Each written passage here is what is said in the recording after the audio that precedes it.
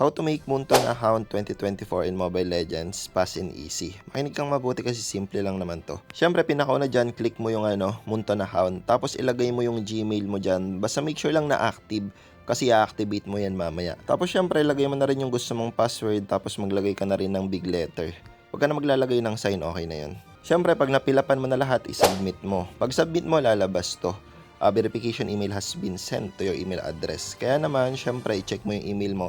Tapos, i-activate mo yon. Pupuntahan natin. Ganito yung makikita nyo dun sa Gmail nyo. Tapos, i-click mo lang yung activate now. And all goods na yon.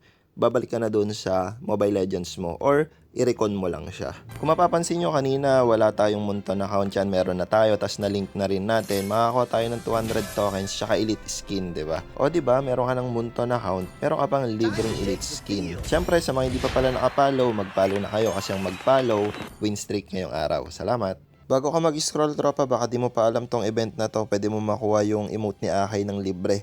I-share mo lang tong event na to ng 3 araw, din makukuha mo na siya. Ganito siya kaangas.